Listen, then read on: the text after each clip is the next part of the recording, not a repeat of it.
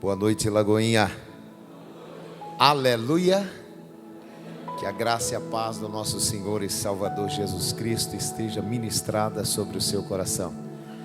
Que hoje seja um dia singular na sua história. Que a sua semana seja uma semana repleta de boas notícias. Que você viva uma semana oscilante entre o ótimo e o extraordinário de Deus para a sua vida. Estamos tão felizes. Ontem o pastor Vinícius estava lá, o Cacá está aqui, ele estava lá também. 576 homens, 4 horas da manhã na montanha orando, buscando a Deus pela sua casa, pela sua família, pela nossa cidade, pelo nosso país. Hoje, 6 horas da manhã, em Pará de Minas, 35 homens, o primeiro RPM de Pará de Minas, estavam ali orando por aquela cidade. Nós fomos ali também participar com os irmãos e foi uma bênção. E Deus tem feito um movimento grande. Deus tem levantado homens e Deus tem feito coisas grandes e fará coisas maiores ainda para a glória do nome do Senhor Jesus. Eu te convido, mais do que te convido, eu te desafio a participar desse programa chamado Legendários. Tenho 30 anos que sirvo ao Senhor. Eu não conheço um programa que transforme o coração do homem nos moldes da palavra conforme Legendários. O dia que você passar por lá, irmão, você vai ser constrangido pelo amor de Deus. Você vai ter vergonha até de jogar lixo pela janela do carro. Deus vai te pegar na curva e vai trabalhar em você e através de você. O pastor disse aqui que nós somos uma igreja relevante, e somos. Nós somos uma igreja relevante e vamos ser ainda mais relevantes para a glória do Senhor. Abra por favor a sua Bíblia comigo.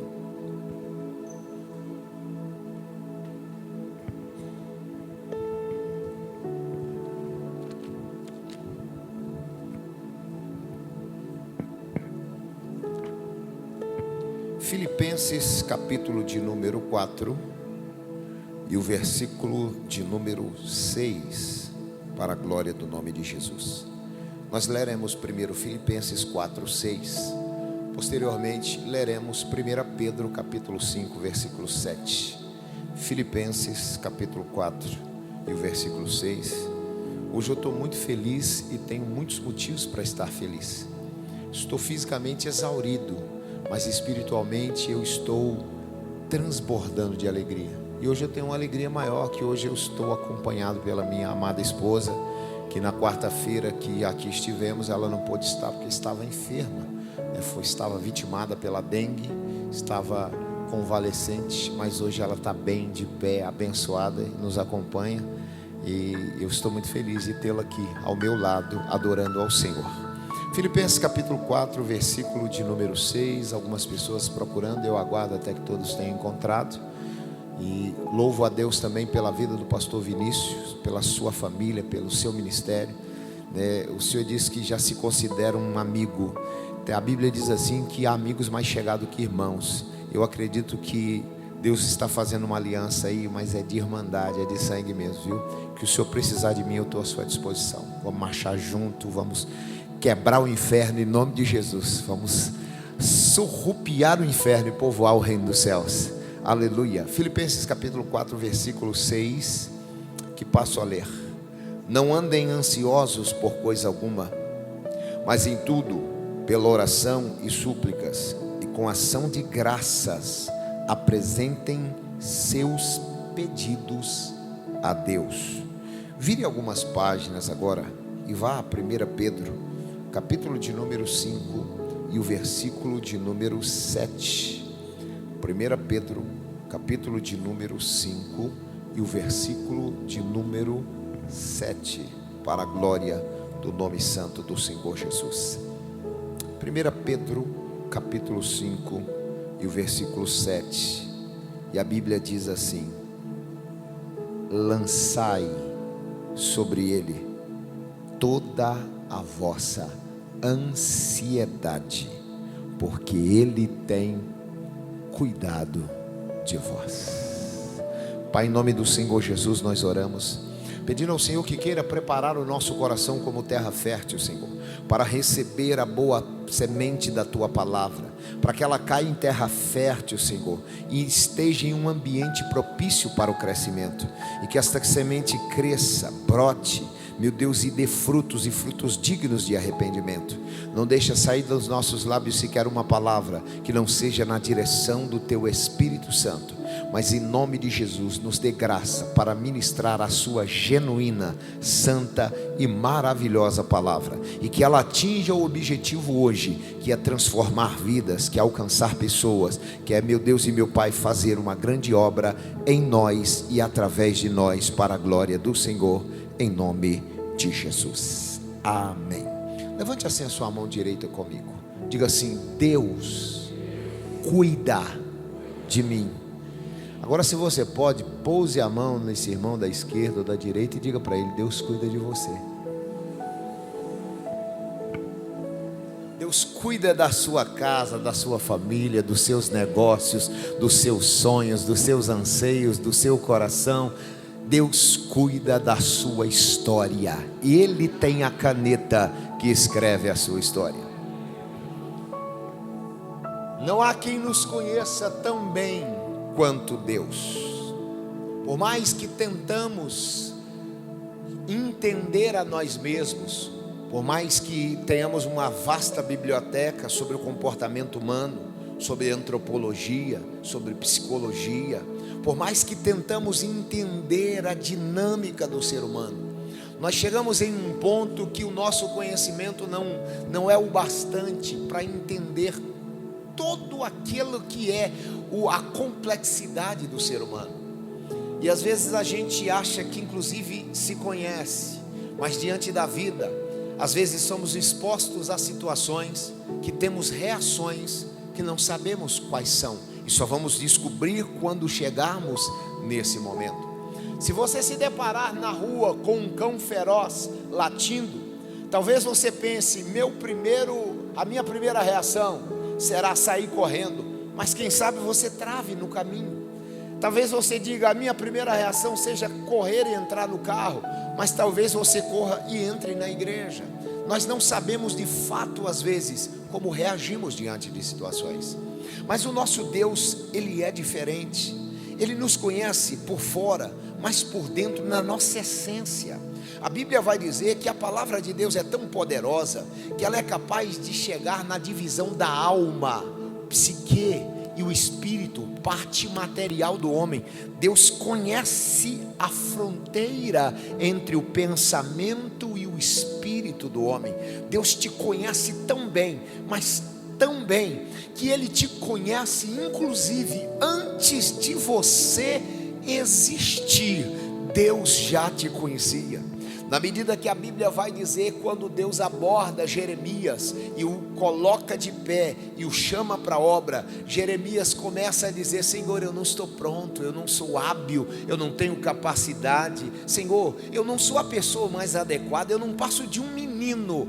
E Deus olha para ele e, como se querendo dizer: Jeremias, tu achas que eu te escolhi agora? Tu achas que você é minha segunda opção? Tu achas que eu não tinha outra coisa para fazer e eu resolvi de última hora te escolher? Deixa eu lhe fazer uma coisa, deixa eu lhe fazer entender. Antes que eu te formasse no ventre da sua mãe, eu já te conhecia. Deus te conhece antes de você existir. Então ninguém te conhece melhor que Deus. Ninguém sabe o que é bom, ou ninguém sabe melhor que Deus o que é bom para você, o que é bom para mim. Ninguém sabe como Deus o que nos faz mal, o que nos tira do centro da nossa harmonia, o que nos perturba, o que é bênção para nós.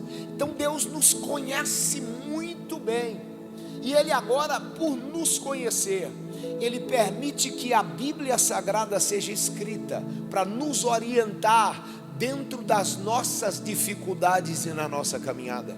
E quando Ele usa esses dois homens que escrevem e deixam esses dois versículos escritos, Ele o faz para que eu e você entendamos uma verdade, para que eu e você saibamos lidar com uma das coisas que mais derruba pessoas, chamada ansiedade. Deus está dizendo que nós precisamos aprender a lidar com ela, porque ela existe, não deixará de existir. A ansiedade é inerente ao ser humano, faz parte da história do homem, ela está aí, e de fato, ela existe diante do desconhecido, diante de um perigo, diante de um desejo de realização. Nós somos tentados a ficar ansiosos. O que é ansiedade? É excesso de futuro, porque nós só temos um dia na nossa história. O ontem já foi, não nos pertence mais. Hoje nós estamos vivendo, e amanhã a Deus pertence. Não me cabe entender se eu vou amanhecer amanhã vivo ou morto, se amanhã terá o alimento ou não terá, se amanhã eu terei emprego ou não. Eu não posso me deixar levar pela ansiedade. Se isso me domina, isso me faz mal.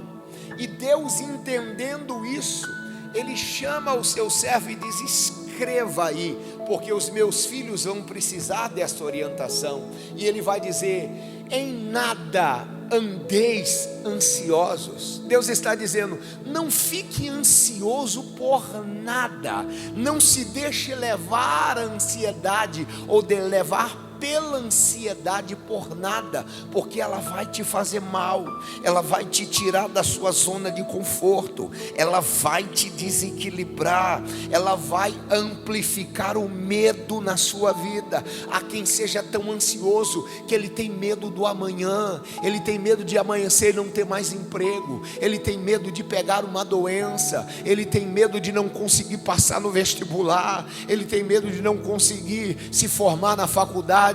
Quando ele se forma, ele tem medo de não conseguir um estágio. Quando ele consegue um estágio, ele tem medo de não conseguir ser efetivado na empresa. Quando ele vai se casar, ele tem medo de não dar certo no relacionamento. Quando ele está realizando, ele vai empreender, ele sai da segurança de um emprego da CLT e resolve ser empreendedor, ele tem medo da empresa não funcionar. O medo está presente na vida do ser humano, mas a ansiedade amplifica este medo de maneira tão grande que às vezes ele faz você travar no lugar, e quando a ordem de Deus é avançar, você está travado, quando não retrocede alguns passos atrás. E Deus, sabendo disso, Ele vai e deixa essa orientação: não andem ansiosos por nada, mas em tudo seja conhecido de Deus pelas vossas orações, as vossas dificuldades, os vossos desejos e os vossos projetos. Então Deus está dizendo: o caminho não é ficar exageradamente ansioso, é colocar na mão de Deus a nossa ansiedade e o nosso desejo. Agora, cooperando com este pensamento, 1 Pedro capítulo 5, versículo 7, a Bíblia está dando um conselho extremamente importante, quando ela diz assim: lançai sobre ele, pegue a sua ansiedade, entrega para ele, coloca nas mãos dele, deposita no colo de Jesus a sua ansiedade. E ele vai completar dizendo: sabe por quê? Porque ele tem cuidado de vós. Jesus está dizendo: se você depositar, se você pegar a sua ansiedade e colocar nas minhas mãos tudo que te preocupa, eu vou tomar conta do que te preocupa. Entrega, coloca na minha mão. Sabe por que Deus disse isso, irmão? Porque Deus nos conhece tão bem, e a ansiedade, ela causa um problema grande na sua vida quando ela está descontrolada. Isso não é uma aula de neurociência e nem sou habilitado para tal, mas eu preciso dizer o que eu vou dizer para que você entenda o que Deus quer falar com você. O nosso corpo é uma máquina tão perfeita, e ele produz umas coisas chamadas neurotransmissores, e existem pelo menos 3 neurotransmissores, existem outros, mas existem 3 que são extremamente importantes: serotonina, dopamina e noradrenalina. Quando você fica extremamente ansioso, os seus níveis de serotonina baixam e o seu nível de cortisol sobe. Cortisol é algo que te debilita, que te envelhece precocemente, que atinge a sua imunidade, que baixa a sua resistência, que abre as portas para a doença, que abre as portas para a angústia, para a amargura, para a depressão, para o problema, porque impacta na sua vida. Quando o seu psique é impactado, o seu corpo recebe o reflexo desse impacto. Quando a ansiedade é tão grande, o nível de serotonina baixa, você começa a não ter prazer em nada, porque serotonina é o hormônio, é o neurotransmissor do prazer.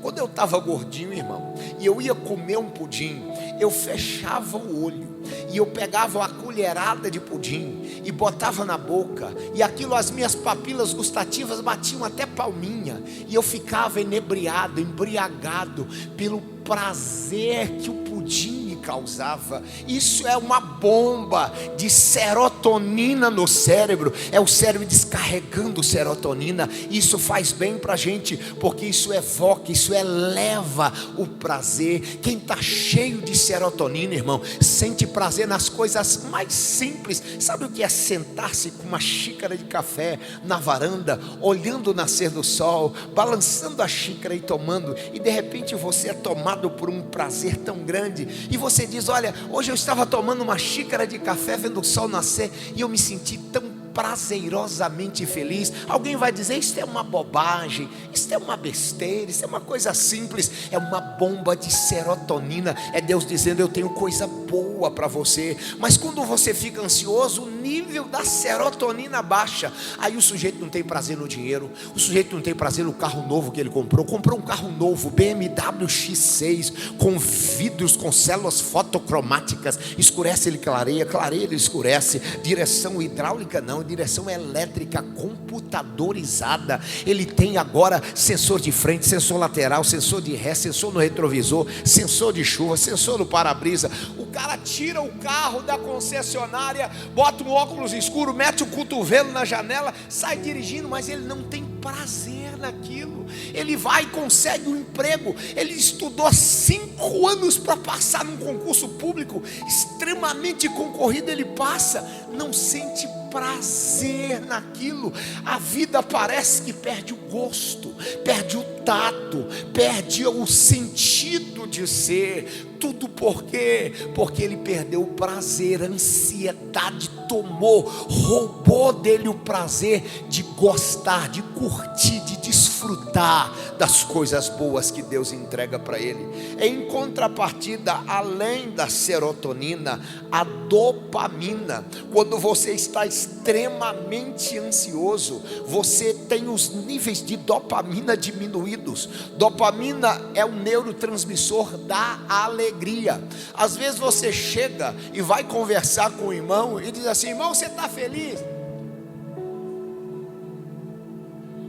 Está feliz, crente? Estou muito feliz, pastor. Imagina se estivesse triste, irmão. Você estava morto aí agora. Deus me livre, com a cara de delegado da Polícia Federal do Iraque. Você diz que está feliz, meu irmão? Nós somos o povo mais feliz da terra, porque nós fomos comprados, lavados e redimidos no sangue do Cordeiro, e o céu nos espera.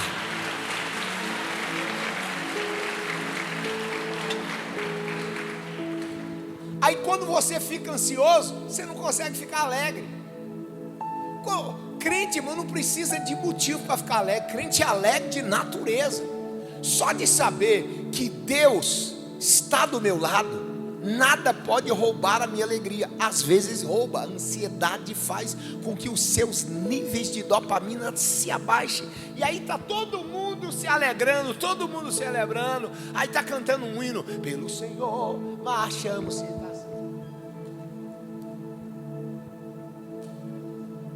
Alegre? Muito. Está feliz? Demais. É seu aniversário. Passou no vestibular. A menina disse sim. Os níveis de dopamina estão lá embaixo. Não tem alegria, não tem expressividade, não tem expansão. Sabe, você vai pegar na mão do crente, ele pega na pontinha do seu dedo, parece que você está com uma doença virótica ou bacteriana, parece que ele não quer pegar na sua mão. Crente não faz isso, irmão. Crente dá aquele tapa assim, ó, pega e bate mesmo, e abraça e aperta, porque a gente é filho do mesmo pai, nós somos da mesma família. Aproveita que tu está do lado desse crente aí, dá um abraço nele, sentado de pé, do jeito que você quiser, aperta ele. Porque nós somos família. Porque nós somos o povo mais feliz da terra. Porque não há barreiras que te impeçam de ser feliz. Porque o dono da felicidade mora dentro do seu coração.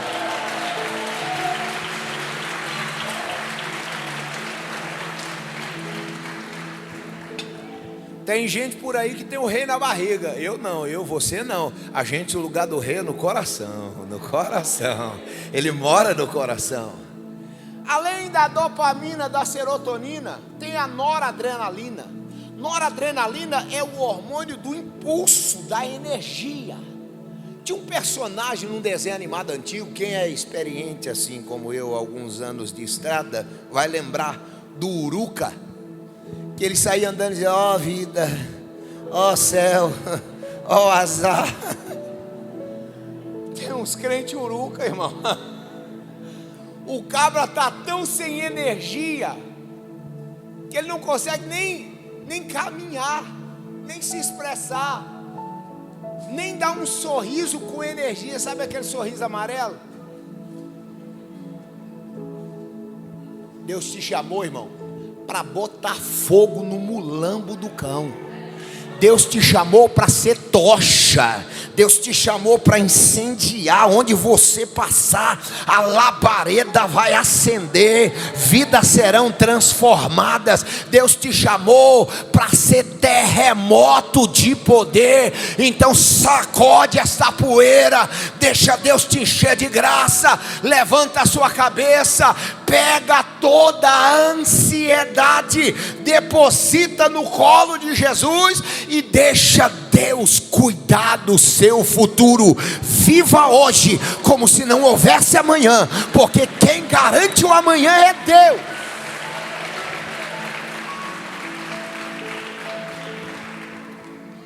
Olha o que a angústia, olha o que a ansiedade faz na vida de uma pessoa. Lá na Síria levanta-se um rei chamado Senaqueribe. E ele envia um de seus missionários, ou um de seus porta-vozes. E ele vem, atravessa todo o território da Síria, passa lá na fronteira do Líbano, desce todo o norte de Israel e vai até o rei Ezequias, lá no sul, no extremo sul do país. E lá ele chega, reúne o povo no pátio e o rei do seu lado, e ele abre uma carta de Senaqueribe. Ele abre a carta e começa a ler. Assim diz Senaqueribe: não deixem Ezequias vos enganar, porque Senaqueribe invadiu outras nações e eles tinham deuses. Não deixe Ezequias dizer que o vosso Deus é capaz de vos livrar da mão de Senaqueribe, porque ele não será capaz. Porque Senaqueribe invadiu outras nações, eles tinham deuses e eles foram queimados no fogo. Então, se querem salvar as vossas vidas, se tornem escravos da Síria, se dobrem à autoridade de Senaqueribe e vivam. Fechou a carta, Ezequias foi tomado de uma ansiedade, de uma angústia tão grande, que ele começou a dizer: meu Deus, está tudo acabado, agora acabou tudo, vamos morrer, isso aqui vai acabar tudo, não vai ter jeito, eu agora não sei o que fazer, porque a ansiedade tira o seu bom senso, o seu senso de direção, a ansiedade rouba a sua fé, a ansiedade embota a sua confiança, a ansiedade tira a sua coragem, te coloca angústia, dúvida e medo. É isso que a ansiedade traz para a sua vida. É por isso que a ordem de Deus é: lança sobre ele a sua ansiedade, tira isso de você, não te pertence isso, tira, arranca, coloca no colo dele e deixa ele cuidar de você. Sabe o que é que Ezequias faz? Ezequias agora sai e vai na direção do templo, e vai na direção de Isaías, e agora manda chamar o profeta, e o profeta vem, e ele apresenta a carta de Senaqueribe. E quando o profeta lê, o homem de Deus, cheio de Deus, ele olha e diz: ei, tem um negócio errado, tem um negócio mal contado nessa carta. Ele: qual é o negócio mal contado? Está no endereço errado, rapaz, mandaram para o CEP errado, mandaram para o CEP do Senhor. Essa carta não é para o Senhor, essa carta tem que ir para o CEP do céu, porque estão afrontando não é o Senhor, estão afrontando é o Deus de Israel. Bora colocar no correio, para chegar no lugar certo. Vem comigo, vamos para o templo. Foram os dois para o templo, dobraram o joelho. Isaías levantou e disse: Senhor, está vendo a afronta? O Senhor está vendo o que estão falando do Senhor? Estão dizendo que o Senhor é um Deus que não é capaz de livrar Israel da mão de Senaqueribe. Estão dizendo que vão queimar o Senhor no fogo.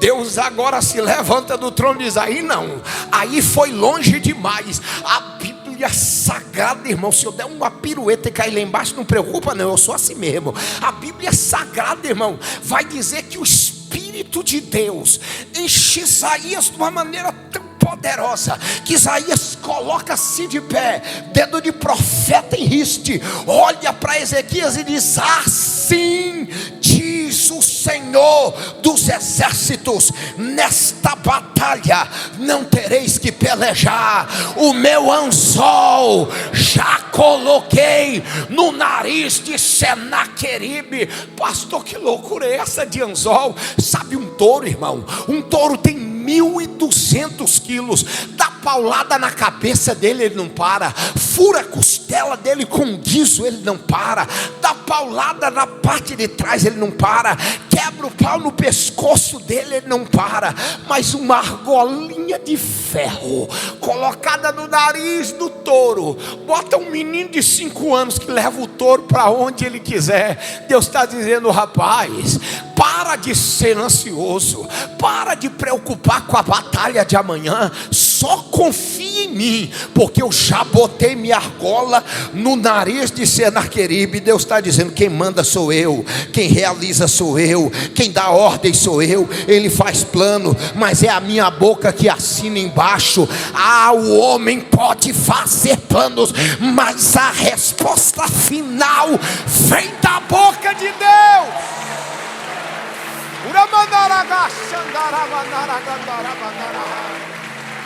Aleluia. Para de se preocupar de maneira tão grande, que isso tira a sua paz. Lançai sobre ele toda a vossa ansiedade, porque ele tem cuidado de vós. Você não pode ver com os olhos carnais, mas existe uma nuvem de glória sobre esse lugar. Existe uma unção, irmão, tão sobrenatural na nave deste templo. A presença de Deus é tão viva nesse lugar que ela é quase palpável, é quase tangível. Tem gente que não vê, mas tem gente que já está sentindo, já está entendendo, que a alma já está queimando, que o coração já está dilatando, que a boca já está glorificando a Jesus. Deus dizendo: eu estou aqui, você não está sozinho, você não caminha sozinho, a sua casa não está desguarnecida, você está debaixo das asas do Altíssimo. Lança sobre ele a sua ansiedade. Pastor, e como é que eu venço a ansiedade? Primeiro, se vence a ansiedade orando. Quando Isaías chamou Ezequias, eles foram orar. Irmão, tem gente que fica ansioso por uma coisa que ele não pode fazer. O que você puder resolver, resolva. O que você não puder, só confia, entrega na mão de Deus. O carro estragou, você é mecânico? Não, então dá glória, irmão. Ah, meu Deus, e agora? E agora, irmão? Espera o seguro chegar, espera o mecânico chegar, e se não chegar, aleluia. Dorme dentro do carro, ou tranca o carro lá, fala: Senhor, manda o teu anjo, guarda o meu carro que eu estou indo embora. Vai curtir sua família, vai ficar tranquilo, vai comer pizza com a tua esposa, vai brincar com teus meninos. Larga a mão de deixar o seu povo desguarnecido para ficar preocupado com 4 pneus pendurados em cima de uma estrada. Irmão, Deus te chamou para ser abençoado, e pessoas são maiores que coisas. Nós temos que amar pessoas e gostar de coisas. Se a gente inverter a ordem, dá tudo errado. Primeira coisa, você precisa orar, porque quando você ora, o céu se abre, o inferno fecha, a glória de Deus se manifesta e Deus te dá direção. Porque quando a gente está diante de uma situação fática, problemática, com a nossa cabeça nós apontamos para o lado errado. Às vezes Deus quer que a gente vá para a direita, olha a gente indo para a esquerda. Então quem ora recebe direção de Deus. Segunda coisa, se você quer vencer a ansiedade, aprenda a viver em dependência de Deus. Dependência, irmão. Eu disse isso aqui quarta-feira: você levantar o pé sem saber se tem chão. Deus falou, Ele vai botar. Eu estou dependendo dEle, eu vou dar o passo. Vou dar o passo, o chão aparece. Dependência não quer dizer que tudo vai dar certo o tempo inteiro. Às vezes vai dar errado, mas quem depende e anda em dependência de Deus, se der certo ele depende, se der errado ele continua dependendo, e ele vai marchando crendo que amanhã será um novo dia, porque Deus está trabalhando, mas ele vive hoje crendo que amanhã será um dia melhor, mas ele sabe que Deus está escrevendo a sua história, e ele não preocupa com amanhã, ele se preocupa com hoje, com o agora, com eu vou fazer agora. Quem vive em dependência sabe que Deus às vezes vai te negar um pedido. Deus às vezes vai permitir que você sofra, às vezes inclusive um fracasso, uma decepção, para que você melhore, aprenda, cresça, se desenvolva espiritualmente, emocionalmente inclusive, porque as provações de Deus são uma escola para a nossa vida. E a gente precisa aprender com elas. Certa feita, era Natal, um menino de 8 anos de idade, muito feliz, correndo de um lado para o outro na rua, porque ele viu todos os seus colegas ganhando presentes. E na cabeça dele ele estava dizendo: por certo, mamãe já tem um presente para mim. Quando eu chegar em casa, haverá um presente me esperando. Mamãe já comprou e escondeu para me fazer surpresa. Mamãe escondeu o meu presente. Eu também, assim como os meus coleguinhas, vou ganhar um presente. Quando ele chega correndo, todo animado, cheio de expectativas. E às vezes a gente está diante de Deus pedindo uma coisa, e a gente cria tantas expectativas, e as nossas expectativas sempre vai dar tudo certo, Deus vai fazer, Deus vai realizar. E quando ele chega em casa e ele diz: mamãe, onde é que está meu presente? Ela olha para ele e diz assim: vem cá, deixa a mamãe lhe dizer uma coisa. Sentou o menino no colo, passou a mão no cabelo dele, afagou, disse: mamãe não tem um presente para te dar, porque mamãe é viúva, mamãe trabalha muito para criar você e seus irmãos, mamãe não tem condição de te dar um presente. Ele olha para aquela mãe e diz: que adianta a senhora servir a Deus? A senhora vai na igreja, a senhora se dedica, a senhora é líder do círculo de oração, a senhora não tem dinheiro para me dar um presente. Ali está cheio de gente que não serve a Deus lá na rua agora comemorando, pai e filho, eles receberam presentes, e a senhora é filha de Deus, eu não recebi um presente. A expectativa daquele menino ficou tão frustrada que ele perdeu inclusive a confiança em Deus.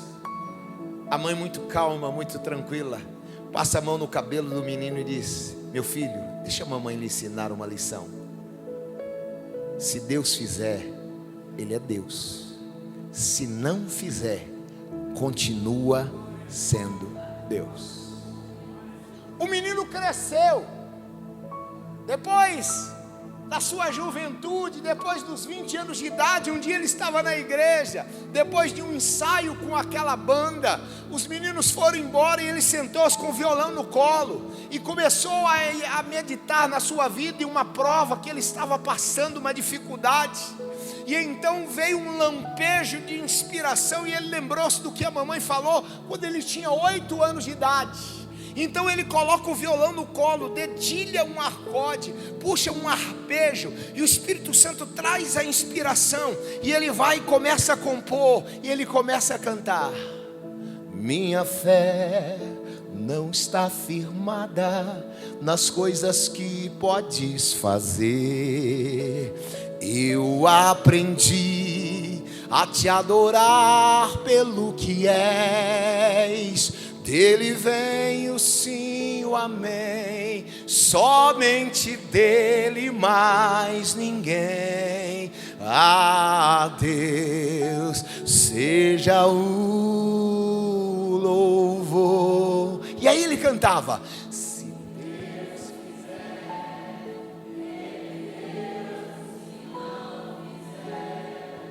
Ele é Deus. Se a porta abrir, Ele é Deus, mas se fechar, continua sendo Deus. Cante. Se a doença vier, Ele é Deus. Se curado eu for, se tudo der certo, mas se não der,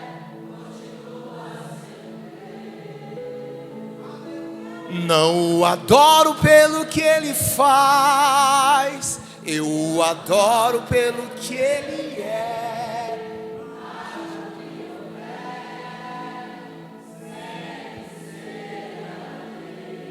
Levante assim a sua mão com a minha. Diga: Deus, eu deposito no seu altar toda a minha ansiedade, porque eu não tenho dúvida que o Senhor está cuidando de mim. Então, se você pode, adore o Senhor com as suas palmas.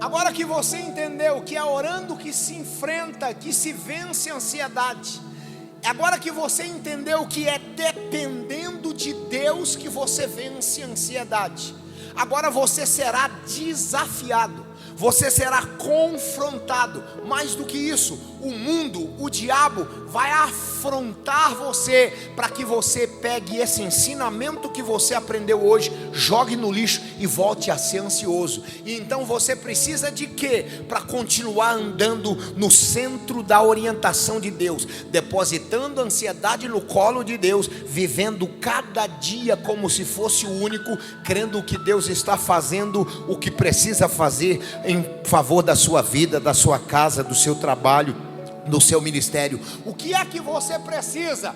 Você precisa de coragem para enfrentar os desafios que virão. Pastor, deixa comigo. Coragem é comigo mesmo. Eu sou um cabra corajoso, tenho medo de nada. Você não é corajoso, você é tolo. Porque coragem não é ausência de medo, nunca foi. Coragem é a capacidade de enfrentar os seus medos e vencê-los. O medo é inerente do ser humano. Não há quem diga que não tenha medo. O medo, se não estiver na sua vida, inclusive você se coloca em riscos e em perigos desnecessários. Pastor, comigo é assim: se soltar um pitbull ali, pode vir quem encara, vai morrer rasgado. E o senhor? Primeiro lugar que tiver para subir, irmão, vai ser ali na casinha da bateria. Coragem não é ausência de medo. Eu não tenho. Quem tem medo de barata? Barata. Tem uns irmãozinhos para levantar a mão, que eu sei que você tem medo também, viu, irmão? Não é vergonha, não.